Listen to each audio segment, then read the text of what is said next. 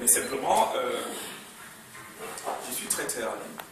Et c'est pas parce qu'elle me fait souvent les éloges que je vais dire. La Berline aujourd'hui représente ce que nous appelions l'UDN que nous avions avant 90, qui s'appelait Tachmer, qui pensait que le problème de tous les combattants la concernait de manière directe et que même si elle était en train de cuisiner pour ses enfants, elle était obligée d'abandonner tout ce qu'elle avait. Je crois que je suis le sort des tâcheurs de l'époque qui a été baladé nu dans le campus universitaire et pas en période de menstruée. C'est pour vous dire comment un régime aussi sanguinaire, excusez-moi pour les journalistes, comment il peut se comporter lorsque, naturellement, il y a des gens qui ouvrent les yeux lorsque les libertés sont menacées. C'était samedi dans la nuit que les collaborateurs, pas les collègues plutôt, Benjamin Ifo, il essaie de m'appeler, je ne prends même pas parce que les enfants ils m'embêtent. Et finalement, j'ai dit, mais attends, c'est mon enfant qui me dit, mais papa, c'est Benjo, citoyen Benjo, comme c'est écrit là. Et je prends, le gars, il parle pratiquement voix basse. Plaisir, on est en train, on vient de nous arrêter là, on est en train. Il me parle comme ça, voix basse. Mais qu'est-ce qui se passe? Ça s'arrête. Voilà comment, samedi dans la nuit, on est alerté. On va faire l'économie des détails. Et pour simplement revenir sur ce qui est important. Le détail, c'est que ce qui est important, c'est que l'alerte est la chose la plus importante en matière de défense économique. L'alerte. La moindre seconde perdue quand on a l'information peut coûter la mort. C'est pour ça que les hommages rendus aujourd'hui tout à l'heure sont restés. Aussi bien les journalistes, presse écrite, que cyberjournalistes. Tout cela, parce que nous avons désormais utilisé toutes les armes qui sont mises à notre disposition. Si on peut empêcher un DP de faire passer un article à programmer, ils ne pourront pas empêcher Internet de faire circuler un certain nombre d'articles qui vont circuler à 20 secondes. Donc, j'insiste sur l'alerte. C'est à partir de ces alertes, de cette mobilisation plurielle, qu'on a pu naturellement sauver un certain nombre de gens. Et je crois qu'il a été important de le dire parce que c'est venu dans un faisceau. Si on prend de manière individuelle, on ne comprendra pas la pertinence de ce que la présidente K était en train de dire tout à l'heure. C'est un faisceau d'éléments qui arrivent au même moment pour nous questionner et imposer à l'ensemble des citoyens une autre réflexion sur la période que nous sommes en train de vivre, naturellement, une transition qui a commencé dans certains cas.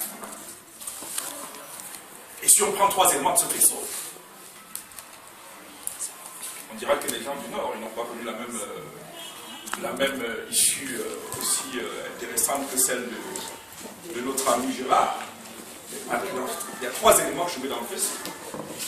Les menaces contre Marseillais, à la suite des révélations qu'elle a faites, qui étaient vraies, que tout le monde a relayé, tout le monde était en salle pour la plupart. Et chacun sous l'angle qu'il a fait. Les Marseillais a subi toutes les menaces du monde. La cinquantaine de personnes qui s'est retrouvées comme ça, je ne sais pas s'ils ont été gazés, étouffés, tués, je ne sais pas si on les a injectés seulement des choses pour qu'ils meurent. Mais cette cinquantaine de personnes, il y a quand même plusieurs dizaines. Même si M. Chirouman n'en a reconnu que 25. Et pour trouver quand même le moyen de nous dire que Mondovision, que le médecin juste est venu à constater et après a ordonné qu'on enterre les corps. Simplement. On est en République. Au motif qu'on serait soupçonné d'être Boko Haram. On enlève des gens dans leur maison.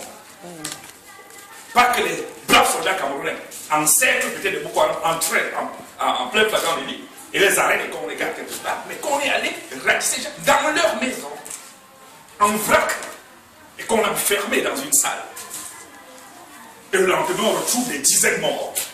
Et un monsieur, au motif qu'il a mis sa communication, vient nous dire qu'il n'était que 25, et puis voyez-vous, il n'y a pas de place dans la cellule, de la cellule d'adhésion, et que vraiment on les a mis dans une maison aménagée à Sopo. On a aménagé la cellule privée ici. Et qu'on a constaté qu'ils étaient morts, et on a venu les justice, comme ça, comme en pleine nuit qui vient, il dit bon ben voilà, ça va, vous n'êtes que 25, est-ce qu'on peut les enterrer dans une fosse commune? Et il dit que c'est normal, on est en vie. C'est d'une gravité extrême. Ceux-là n'ont pas eu la chance de Gérard. Ils n'ont pas eu la chance d'Éric Fouillette qui a été arrêté en sortie d'émission, simplement parce qu'il a parlé. Même pas qu'il a offensé quelqu'un. Il a été trimballé toute la nuit, le but était la mobilisation. Il aurait connu le même sort, peut-être qu'on l'aurait transféré, je ne sais pas où encore, peut-être comme le Yaoundé. Mais au moins, quand la mobilisation s'est mise autour d'Éric Fouillette, on a libéré un peu. On a dit va rester en attendant qu'on voit un peu plus clair. Donc vous voyez trois faits dans les mêmes périodes, 25 personnes officiellement reconnues comme ayant été étouffées dans une salle illégale. Des personnes enlevées de leur maison. Et on nous dit de ne pas parler. On ne doit pas parler parce qu'on est en guerre. Et vraiment, les gens doivent écouter cette histoire-là. Ils savent que le pays est en guerre, vous comment ces gens massacrent. Ces gens massacrent. Nous, on vous donne les moyens pour combattre ces gens. On ne vous donne pas les moyens pour enlever les gens dans leur maison pour aller gazer. Éric Fourier est le lendemain, Maximilien est menacé. Lui, il est arrêté. Et on pense qu'on peut rester comme ça. Non. C'est pas possible. C'est ça que je veux dire, un coup de chapeau. Elle est partie, hein, elle est partie, Berlin. C'est quand même cette bande de 4 qui, de temps en temps, est toujours dehors. Le jeune leader étudiantin ancien, tous sont leaders étudiantins d'ailleurs, le jeune ingénieur qu'on a barré par-ci par-là, ils sont toujours là. Toujours là. Et ça donne l'exemple du fait que chacun là où il se trouve doit utiliser les armes qui sont les siennes pour se battre pour que nos libertés ne puissent pas connaître la moindre concession. On est en guerre contre Boko Haram, mais il y a aussi une guerre, la guerre du droit de la force face à la guerre du droit aux libertés. Les deux là, il faut savoir les ménager.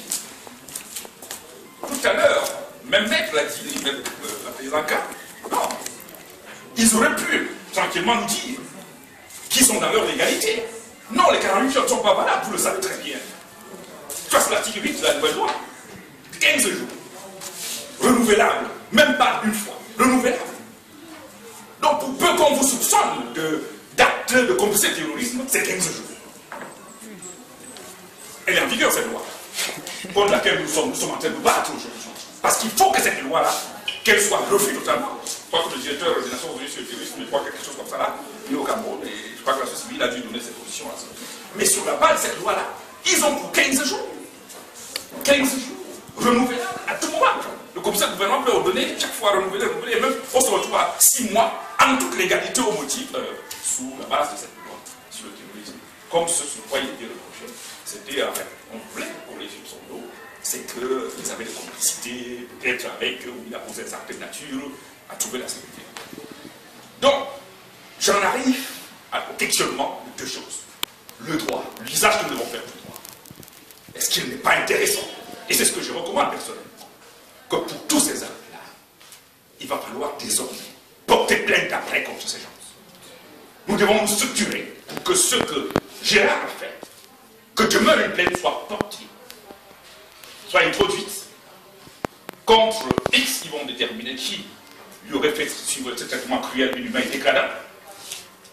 Au motif de l'article 132 du Code pénal et la Convention des Nations Unies contre la torture, l'État du Cameroun l'a ratifié, il n'y a pas de raison qu'on le fasse subir ça. Ce qu'Éric a subi, naturellement, parce qu'ils nous mettent dans la peur pour dire que bon, comme c'est la banalité qui a fait qu'on libère, il faut mieux que tu ne parles pas, parce que demain tu parles, tu te retrouves là-dedans. Donc qu'est-ce que nous avons comme arme en dehors? La poursuite de ces gens-là. Il me semble qu'il faille envisager de manière sérieuse, et ça, je m'engage personnellement à être dans cette dynamique-là, la dynamique de la plainte contre ces différents oppresseurs. Parce que tous ceux qui se mettent en marche de la loi, qu'ils soient colonels ou généraux, sont en marche de la République et doivent être traités comme tels, naturellement. La violation de ces dispositions, c'est la délinquance. Et ces délinquants doivent être traités comme des délinquants. Nous devons faire la concession, et c'est ce que le message que je veux dire. Pas de concession sur nos droits. Il revient au régime en place, à M.